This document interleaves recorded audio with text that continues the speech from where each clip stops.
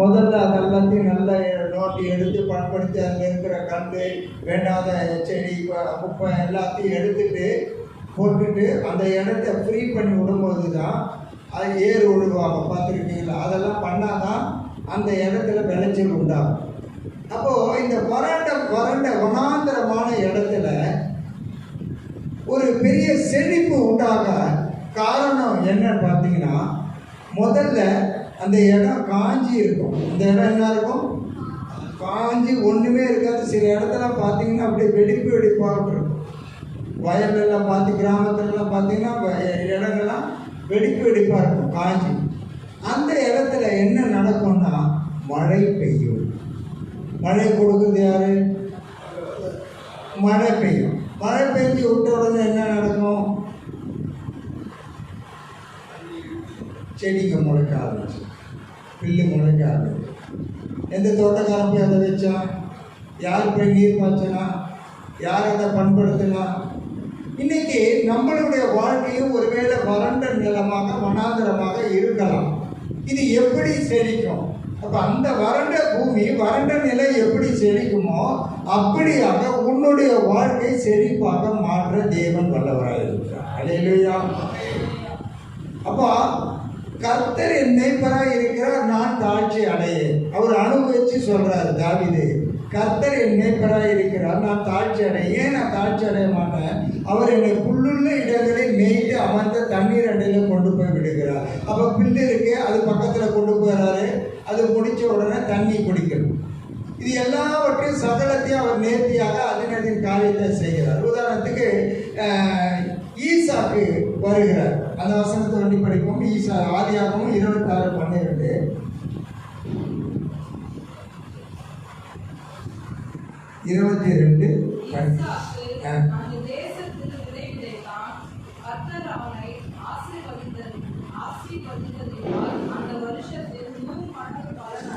அல்லேலூயா.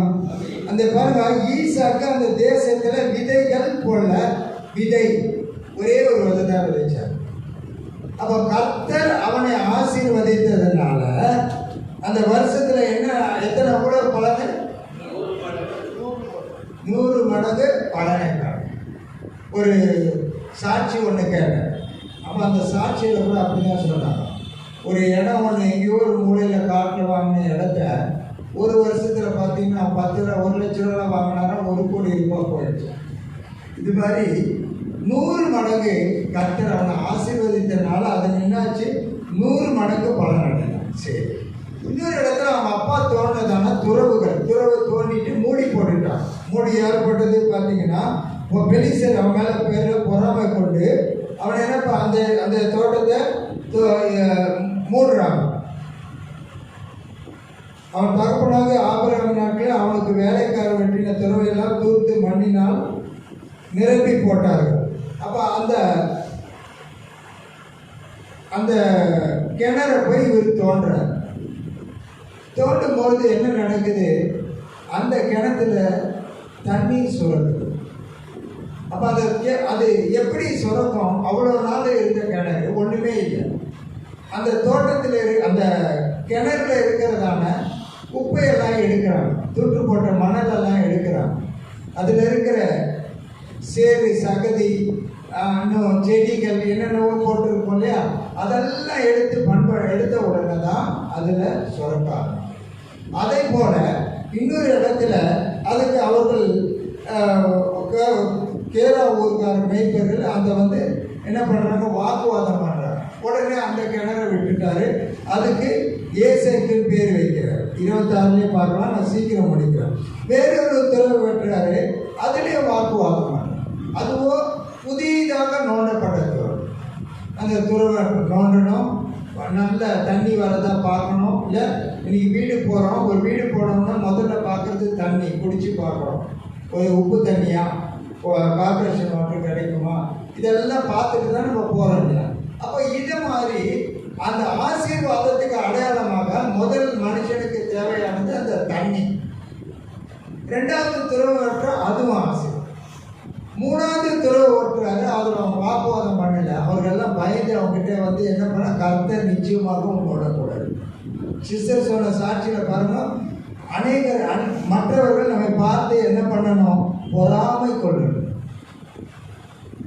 இவன் மட்டும் ஏன் நல்ல செழிப்பா இருக்கிறான், எப்பொழுதும் சந்தோஷமா இருக்கிறான், எப்பொழுதும் மகிழ்ச்சியா இருக்கிறான், இவனுக்குள்ள ஏதோ ஒரு விசேஷம் இருக்கு. அது என்னன்னு இவன் கண்டுபிடிக்க அவனுடைய தேடல் நம்ம பக்கம் திரும்ப வேண்டியதான். அப்ப அந்த தேடலை கர்த்தர் அவனுக்கு வெளிப்படுத்தி கொடுப்பார். இதனாலதான் அவன் வந்தான், நீங்குவான். ஏன்னா கிரியை செய்கிறது தேவன். அப்ப உன்னுடைய வாழ்க்கை மற்றவர்கள் பொறாமைப்படக்கூடிய அளவுக்கு இருக்க வேண்டும் என்றால் நீ முதலாவது அந்த துறவை தோண்ட வேண்டும், பண்படுத்த வேண்டும், இருக்கிற எல்லா அசுத்தங்களையும் எடுத்து போட வேண்டும். அப்போ வறட்சியானது என்ன நடக்கும்? செழிப்பாக மாறும். அப்ப நம்மளுடைய வாழ்க்கையிலே செழிப்பாக மாறாம இருக்க காரணம் ஒரு எல்லாருக்கும் தெரியும் தானே. ஜெபம் பண்ணும்போது என்ன பண்ணுவான்? தன் பாவங்களை மறைக்கிறவன் வாழ்வடைய மாட்டான், அவைகளை அறிக்கை செய்து விட்டு விடுகிறவன் இறங்க. நாம அறிக்கையும் செய்ய மாட்டோம், விட்டு விட மாட்டோம். அதுவும் வேணும், இதுவும் வேணும். எப்படி? அது உலகமும் வேணும், ஆண்டவர் வேணும். எந்த மனசு எந்த மட்டும் இரண்டு நினைவுகளால குந்தி நடிப்பீங்க. அப்போ நாம் தேவனை உறுதியாக பற்றி கொள்ள ஒரு தீர்மானம் எடுக்க வேண்டும். ஜெபம் பண்றோம், நம்ம என்ன பண்றோம்? அறிக்கை எடுக்கிறோம், அது பண்படுத்துவோம். நம்மளுடைய இருதயத்தை விசேஷத்தினால பொங்க வைக்கும். கர்த்தருடைய வார்த்தை எம்மாவூர் சீஷர்கள் நடந்து போறாங்க. போகும்போது அவரு அந்த 2 பேரோட வந்து ஜாயின் ஆகுறாரு. அவர் பேசுறாரு, சம்பாஷித்து போறாங்க. இவர் பேசும்போது அவர் சொல்றாரு, அவரு யாருன்னு தெரியுதா? அவர் நம்மோட பேசிவிட்டு போகும்போது நம்ம இருதயம் கொழுந்து விட்டு எரியவில்லையா? இன்னைக்கு எத்தனை பேருடைய இருதயம் வசனத்தினால கொழுந்து விட்டு எரியுது? எத்தனை பேருடைய இருதயம் சிந்தைகள் வசனத்தை தியானிக்குது? ஏதோ ஜெபிக்கிறோம், முடிச்சிட்டோம். ஜெபன்றது கேட்கறது பெற்றுக்கொள்வது, அப்படிதான் நான் நினைக்கிறேன். இல்ல, அவரும் நீயும் உறவாடுவதுதான் ஒரு ஜெபமாக. நீ கேட்டு பெற்றுக்கொள்ள எல்லாம் உண்மை. அப்பா கிட்ட போய் நேரம் வந்தவன், அப்பா எனக்கு இது வேணும்னு கேட்டுட்டா என்ன வரேன், இதுக்கு தான் நான் வரேன். மனைவிக்காக சொல்லுவாங்க, கணவர் கஷ்டப்பட்டு வீட்டில் வந்த உடனே இன்னும் ரொம்ப டயர்டாக காட்டுவார், முகத்தெல்லாம் அப்படியே சோர்வாக சாப்பாடு. வீட்டில் அங்கே இருக்கிறது வீட்டில் அதிகாரம் காட்டுவார், சாப்பாடு போடு, சீக்கிரம் இதை வை, இல்லை சாப்பாடு காட்டு, ஒன்றும் இருக்காது. அப்போ நீ அப்பா கிட்டையும் கணவரிடத்திலையும் மனைவி இடத்திலையும் அன்பு காட்டு, நயம் பண்ணு, நல்ல உறவாட கற்றுப்படும். அல்லேலூயா. அதே போல நீ கர்த்தரிடத்தில் உறவாட கற்றுக்கொள். அப்போ உன்னத பாட்டுல நேசர் வர்றாரு, கதவை தட்டுறாரு. என் தலை பனியினால நனைஞ்சு இருக்குது, என் உடம்பெல்லாம் ஈரமா இருக்கு, எனக்கு குளிரா இருக்கு, கொஞ்சம் கதவை தர. வேற சொல்றாரு, என் பிரியமே, என் ரூபவதியே. இன்னைக்கு எத்தனை பேருடைய கணவர் அப்படி சொல்றாங்கன்னு தெரியல. ஒரே சாமியில சொன்னாலும் சொல்றாரு, என் பிரியமே, என் ரூபவதியே, என் புறாவே, என் வாடையே, அப்படிலாம் சொன்ன உள்ள வாழணும். அல்லேலூயா. கையில நீங்க எடுத்துன்னு வந்த சும்மா காலில் இருந்து சுத்தி செல்லம் இல்லைன்னு சொல்லி எல்லாரும் எப்படி பிரதருங்க ரொம்ப பாதிக்கப்பட்டாங்க. கணவர்மார்கள் ரொம்ப பாதிக்கப்பட்டிருக்காங்க. சோதரம் அவ கையில ஒன்று எடுத்துமே ரூபவதி இதெல்லாம் அங்க ஆகாது. அது போல ஆண்டவர் அன்னைக்கு சொல்றாரு, அவர் சொல்ற, நானே குளிச்சிட்டேன், அதனால கீழே தலையில நடக்க மாட்டேன், காலை அழுக்காகும். ட்ரெஸ் கழட்டிட்டேன், வேற ட்ரெஸ் நைட் ட்ரெஸ்ல இருக்க வரமாட்டேன். நைட் ட்ரெஸ் ஐயா சொல்றாரு, அப்படிதான் இருப்பாங்கன்னு சரி சொல்ல அந்த ஒழுக்கமான பேச்சு சொல்லி கொடுக்குறேன். கரெக்ட். அப்போ உடனே வெளியே வந்து பார்க்கறா. அதுக்கப்புறம் இவரு சொல்லாம பாருங்க, கண்ணு கெட்டினவொன்னு சூரியன் நமஸ்காரம். வந்தாரு, அப்ப பிடிச்சி கூப்பிட்டு உட்கார வச்சு கறியை மீனும் உப்பு ஜாஸ்தியா இருக்க போட்டு சாப்பாடு போட்டு செல்லம் இல்லைன்னு அவரை கொஞ்சம் இஞ்சி ஏதாவது பண்ண நீ பண்ணிருக்கலாம். நீ அவரெல்லாம் விட்டுட்டு அப்போ போயிட்டு நேசரை பார்த்தியா, ரோட்ல போய் கேட்குற வழியில் அவர் எப்படி இருக்கிறார், அவர் அழகானவர், அவர் வெண்மையானவர், அவர் அழகும் சௌந்தரியம் உள்ளவர். இன்னைக்கு நிறைய பேர் மனைவிகள் தான் சொல்லுவாங்க, எங்கள் வீட்டுக்கு வரணும் தம்பம், வீட்டில் போனால் இன்னும் வீட்டில் விட கேவலமாக இவங்க தான் அடிப்பாங்க. அந்த பக்கம் தங்கம்னு சொல்லிட்டு இந்த பக்கம் மனசை நினைச்சிருப்பாங்க, இது பித்தளை சொந்த அடி வாங்கின பித்தளை சொந்த. அப்ப வீட்டுக்காரரை விட்டு கொடுக்க மாட்டாங்களா வெளியே. கணவர் இல்லை, என்னுடைய கணவர் என்னுடைய நேசர். ஏன்னா இந்த அம்மா இமேஜ் அங்க ஸ்பாயில் ஆயிடும். அப்போ அந்த நேசரை எப்படி இருப்பார், வெண்மையா இருப்பார், சிவப்பா இருப்பார், அழகா இருப்பார், தங்க முடி, கண்கள் புறா கண்கள், அப்படியே தண்ணீர் வடியும், இப்படி எல்லாம் வர்ணிச்சு சொல்றார். அப்ப அப்பவே கூப்பிட வேண்டியதானே. அதே போல நாமும் நம் வாழ்க்கையிலே தேடல்கள் என்பது ஒன்று வருவதற்கு ஆக நம்ம தேடக்கூடாது, பெற்றுக்கொண்டதற்காகவும் தேவனை நாம் தேடுகிறதை விடக்கூடாது. பெற்றுக்கொண்டாலும் பெற்றுக்கொள்ளாவிட்டாலும் அவர் தான் எனக்கு. அல்லேலூயா. நான் சாப்பிட்டாலும் சாப்பிடனாலும் அவர் எனக்கு வேணும். நீங்க போகும்போது பாருங்க, அப்பா வாங்க என் கூட வாங்க. நீங்க ஒரு குழந்தையா நேசிங்க, குழந்தையா உங்க தோல்ல இருப்பார். ஒரு ஃப்ரெண்டா சிநேகிதனா பாருங்க, கைப்பிடிச்சு பாருங்க, உங்களோட உறவாடுவார். இப்படி நிறைய அனுபவங்களுக்குள்ள கடந்து வர வேண்டும். நாம என்ன பண்றோம், பரிசுத்த ஜீவியம் சொல்லிட்டு இந்த மாதிரி ஜிப்பெல்லாம் போட்டுக்கிட்டு வெள்ளையா போட்டு அழியான்றது வீட்டுக்கு போனா கொண்டாடி ஜிப்புறது அப்படியே ஆவியில நரம்புறது. சில பேர் இந்த ஞானசாரம் கொடுக்கும்போது இன்னும் எக்ஸ்ட்ரா 2 அபிஷேகத்தில் நிரம்புவாங்க. ஞானஸ்தானம் கொடுக்குறாங்க, புறா அவர் அதெல்லாம் நம்ம ஜனங்க பார்க்கணுமா, வானம் திறந்துச்சு, புறா இறங்குது, பாசிட்டிவ் அபிஷேகத்தில் ஞானஸ்தானம் கொடுத்தாரு பாரு. அல்லேலூயா. உன்னை நீ சுத்தவானாக பார்த்துக்கொள், உன்னை நீ சுத்தவானாக காத்துக்கொள். இன்னொரு பழக்கம் இருக்கு நமக்கு.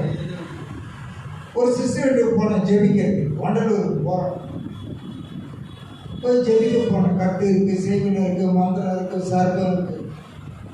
சரி, ஒரு பாஸ்டர் ஒரு பிரதர் ஒருத்தர் கூப்பிட்டு போனேன். ரொம்ப நாளாக ஃபோன் பண்ணிக்கிட்டு இருந்தாங்க, இது நான் அம்மா மந்திரக்காரனா ஜோசியக்காரனா இதெல்லாம் எடுக்கிறது. சரி, நான் ஆனால் ரொம்ப அருமையான வரவேற்பு. அப்போ அங்கே போன உடனே அந்த பையன் சொல்கிறான், பூச்சி இருக்குது, பச்சை ஓலை இருக்குது, அது வளர்ந்து இருக்குது. என்னடா இது புதுசாக இருக்குது, பைபிள் எல்லாத்தெல்லாம். பாம்பு இருக்குது, நான் என்ன கலர் ஆகுதுன்னு என்ன கேட்குறான். பாம்பு உமாயத்தில் இருக்குதுன்ற என்ன கேட்குற கலர் இருக்கு. பாம்பு எப்படி இருக்கும், அது துள்ளுது, இப்படி எல்லாம் சொல்கிறாங்க. சரி, ஏன்னா முதல்ல அங்கேருந்து நம்ம அதை கேட்டுக்கிட்டாலும் நமக்கு இதுவாக இருக்கும். சத்தியத்தை அறிவிச்சதுக்கு அப்புறம் தான்.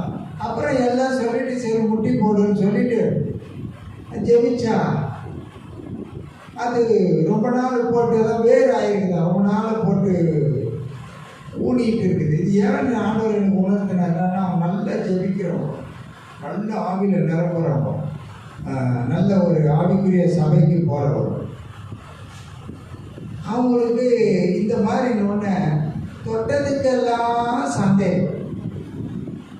ஜெபிக்கிறது செய்வனை வச்சுட்டாங்களா, மந்திரம் வச்சுட்டாங்களா. காப்பி கொடுத்தா ஒரு பிரதர் இருக்கிறார், காப்பியில் டிடி காசன் கடைசியாக கருப்பாக தானே இருக்கும், ஏதோ இன்னும் கலந்து கொடுத்துட்டாங்க. இப்படியெல்லாம் இருக்காங்க பார்த்தீங்களா கிறிஸ்தவர்கள். இன்னும் கலந்து கொடுத்துட்டாங்க, பார்த்து செக் பண்ணி விட்டாங்க, மெடிக்கல் செக்அப் பண்ணுவார். சந்தேகமே படாத, கர்த்தர் உன்னோட இருந்தா எந்த சக்தியும் உன்னை நெருங்காது. பைபிள் அந்த வசனத்தை நம்ம நல்லா தியானிக்கணும். யாக்கோபுக்கு விரோதமான மந்திரம் இல்லை, இஸ்ரவேலுக்கு விரோதமான குறி சொல்லுதலும் இல்லை. அப்ப நான் கிறிஸ்தவனுக்கு ஏன் இந்த செய்வன மந்திரம் வருது? நீ யாக்கோபாவும் இல்லை, நீ இஸ்ரவேலாவும் இல்லை. அதாகப்பட்டது நீ உண்மையுள்ள கிறிஸ்தவனா இல்லை, பேருக்கு கிறிஸ்தவனா இருக்க. உன்னை நீ ஒப்பு கொடுக்கல, சாத்தான் இடம் கொடுக்கற, உள்ள நுழையலாம். அப்போ அவங்க வீட்டில் ஜெபிச்சுட்டு எல்லாமே ஒரு சந்தோஷம் ஆயிடுச்சு. அந்த பிள்ளையெல்லாம் விடுதலை ஆயிடுச்சு. அவன் நம்ம ஃபோன் பண்ணி எல்லாம் சொன்னாங்க. நான் என்ன சொல்றேன்னா, எந்த ஒரு வல்லமையாக இருந்தாலும் உன்னை கண்டு அது நடுநடுங்க வேண்டும். உன்னை கண்டு அது பயப்பட வேண்டும். ஒன்று புரிந்து கொள்ள வேண்டும், உலகத்தில் இருக்கிறவர்களை காட்டிலும் என்னோடு இருக்கிறவர் பெரியவர். இந்த ஒரு வார்த்தையை சொல்ல அவன் நெருங்குறானப்பா. நீ வசனத்தை விசுவாச அறிக்கையிட்டு அவன் உன்னை நெருங்குறானா பாரு. அல்லேலூயா. அப்போ நீ ஜெபிப்ப, ஆண்டவரே வாழ்க்கை எப்படி என் வறட்சியை மாற்றி செழிப்பாக்கிட பின் ஊற்றாய் பொங்குதே நீரே. அப்படியே ஆவில நேரம் அந்த பாட்டு சொல்றோம். ஆயேசுவின் மாண்பிதே. அவர் வறட்சி மாற்றத்துக்கு இருதயத்தை கிளியர் ஆகினா தானே. கல்லு மண்ணு வச்சுக்கிட்டு காய்ச்சல கீழ்ச்சி வச்சுட்டு பொய் பித்தலாட்டம் ஊரு கதை இல்லை இதெல்லாம் இருந்துட்டு உன் வறட்சி எங்க இருந்து வாழும்? சந்தோஷம் பொங்குது. இங்க ஒன்றும் பொங்கல, சந்தோஷம் பொங்குது பாடிக்கிட்டே இருப்பாரு. நாளைக்கு செலவு கேட்க ஆசையில் என்ன பண்ணுறது? சந்தோஷம் பொங்குது. நைட்டுக்கு டிஃபன் என்ன பண்ணுறதுக்கு தெரியல, சந்தோஷம் பொங்குது. வெளியே பிரியாணி வாங்கிக்கிறேன்னு சொன்ன சந்தோஷம் பொங்கு. ஏசப்பா எனக்கு வியாதி பிரியாணி வாங்க உதவி செய்யணும். அங்கே எல்லாம் ஒருமனப்பட்டு கூடி ஜெபிச்சு ஆராதனை பண்ணி துதிச்சிருப்பாங்க. ஒருத்தருக்கு பிரியாணி வேணும் ஜெபம் பண்ணாரு, ஒருத்தர் நாளைக்கு எதனா வேணும் ஜெபம். எப்படிங்க அந்த ஜெபங்கள் இப்போ ரீச் ஆகும் பாருங்க. அவர்கள் ஒருமனப்பட்டவர்களா அந்த இடத்துல கூடி இருந்தார்கள். அப்போ சில நடவடிக்கை 2வது அதிகாரம் 1வது வசனத்துல வேற ஒன்றுமே பண்ணல.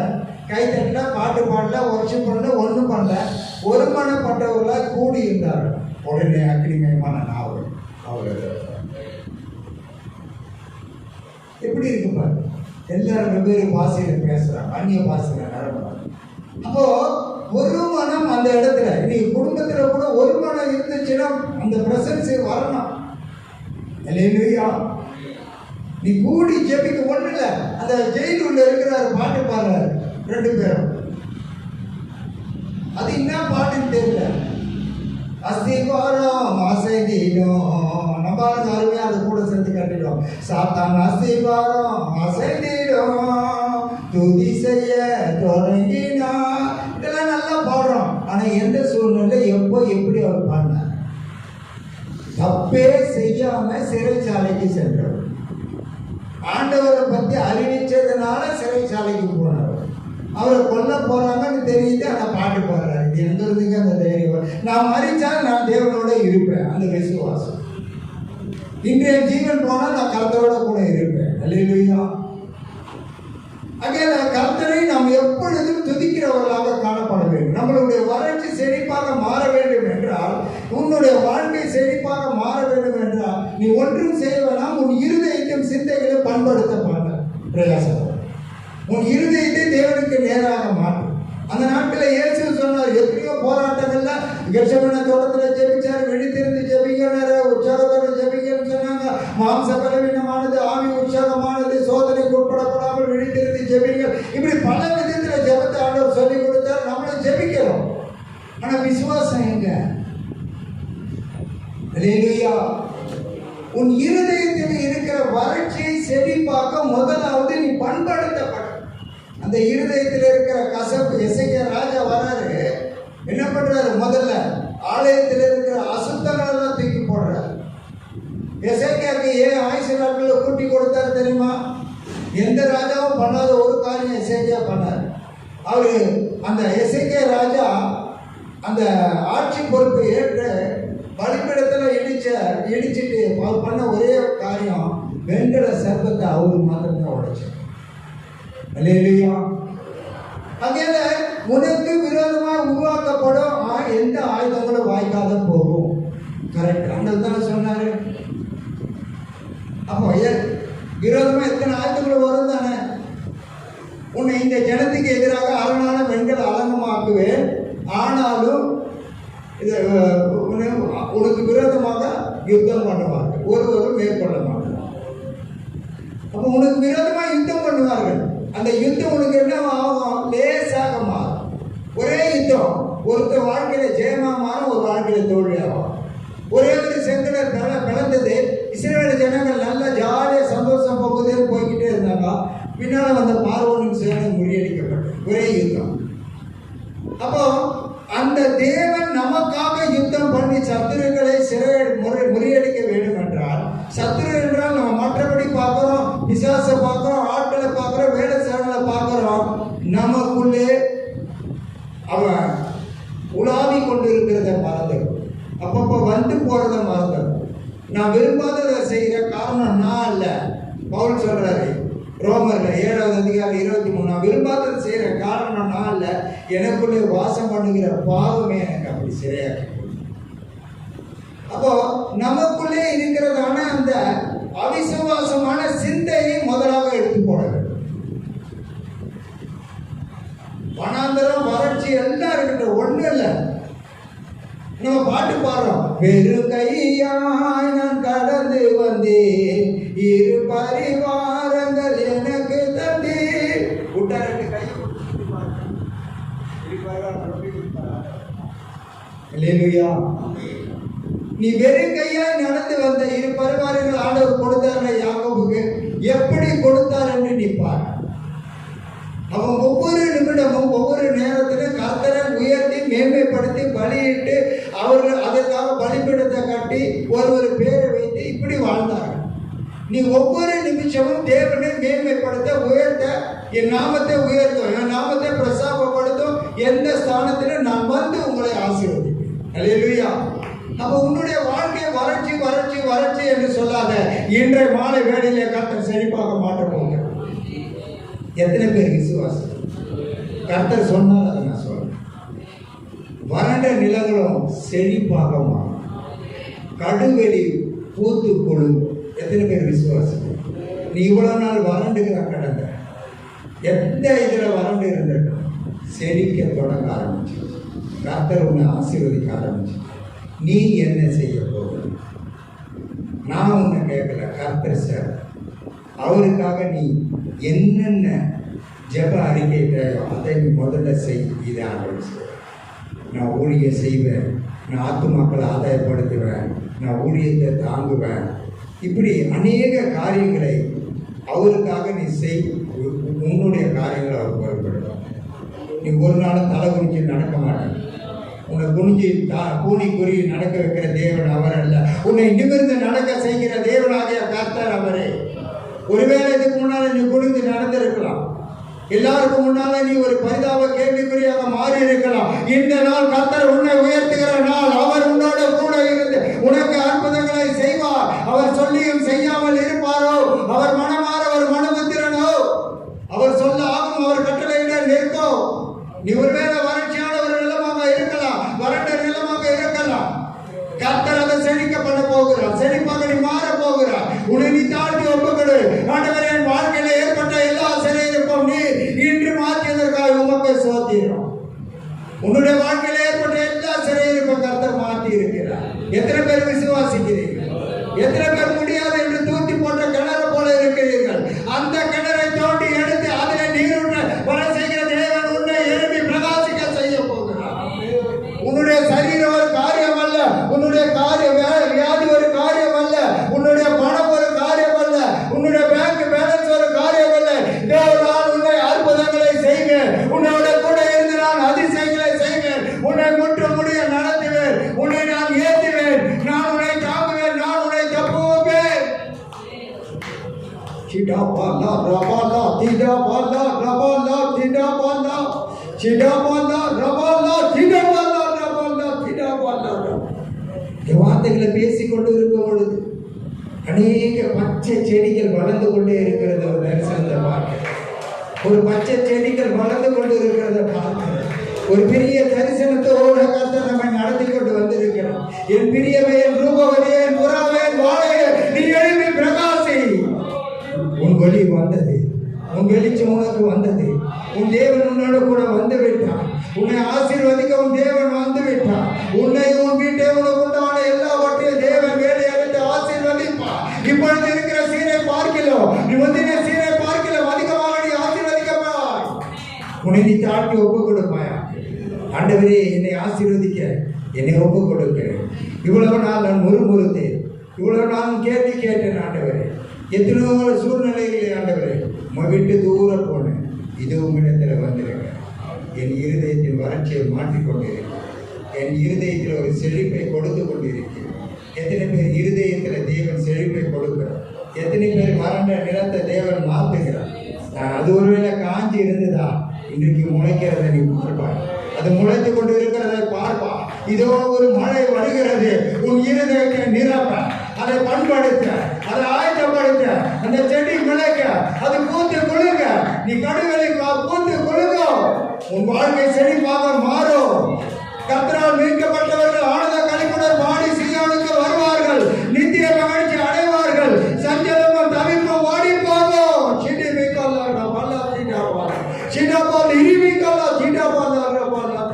உனக்கு ஏற்பட்ட சஞ்சலங்கள் விலகி ஓடும். என் பிரியமான ரூபவதியே, நீ பயப்படாது.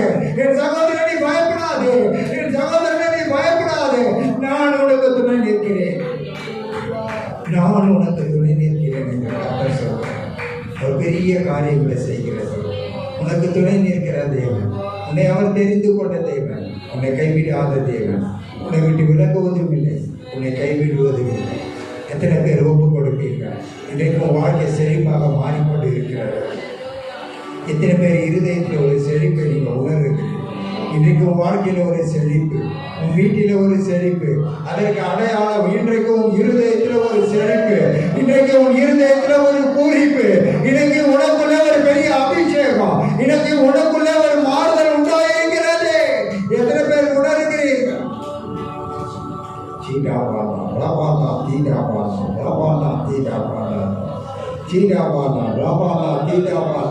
கர்த்தர் தொடர்ந்து பேசிக்கொண்டே இருக்கிறார். சீடாபாலா ராபாலா தீடாபாலா ரிபாலா தீடாபாலா சீடாபாலா ரிபிகாலா தீடாபாலா ரபா தீடாபாலி ரிபிகாலா தீடா சிடிபிகாலா ரபாலா தீடாபாலா ரபாலா தீடா. இன்று முதல் நீ ஆசீர்வதிக்கப்படுவாய். இன்று முதல் நீ ஆசீர்வாதமாய் இருப்பாய். உன் பேரை நான் பெருமைப்படுத்துவேன், உன் பேரை நான் பெருமைப்படுத்துவேன். நீ ஆசீர்வாதமாய் இருப்பாய். சகல ஜாதிகளை காட்டிலும் நான் உன்னை மேன்மையாக வைப்பேன் என்று கர்த்தர் சொல்லுகிறார்.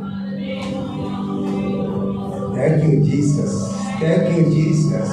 நன்றி ஆண்டவரே, நன்றி ஆண்டவரே, நன்றி ஆண்டவரே. எங்களோடு இடைப்பட்டு கொண்டு இருக்கிறதற்காக நன்றி ஆண்டவரே. பிள்ளைகளை ஆசீர்வதித்துக் கொண்டு இருக்கிறதற்காக நன்றி ஆண்டவரே.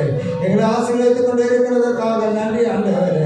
எங்கள் பேரை பெருமைப்படுத்துவதற்காக நன்றி ஆண்டவரே. நீர் எங்களோடு இருந்து போகிற எவ்விடத்தில் ஆசீர்வதிக்கிறதற்காக நன்றி. நீ நிமிர்ந்து நிற்கிற ஒரு ஆள், உனக்கு விரோதமாக எழுப்பின சத்துருக்கள் விலகி ஓடுகிறதை நீ காண்பாய். உனக்கு விரோதமாக எழுப்பின சத்துரு உனக்கிட்ட சமாதானமாக மாறுபடியாக செய்கிறது. இன்று முதல் நீ ஆசீர்வதிக்கப்பட்டவன். இன்று முதல் நீ ஆசீர்வதிக்கப்பட்டவன். நீ விசுவாசத்தோட புறப்பட்டு போ. தேசமே பயப்படாது, மகிழ்ந்து களிக்கூர். கர்த்தர் பெரிய காரியங்களை செய்யும். ஆமென். கர்த்தர் அப்படியாக நம்மோடு இடைப்படுவதற்காக கர்த்தர் கொடுத்து சோதரிப்போம். வறட்சியை மாற்றி தேவன் செழிப்பை கொடுத்தார், அதற்காக சோதரிப்போம். இன்றைக்கு நாம் பிறந்த நாள்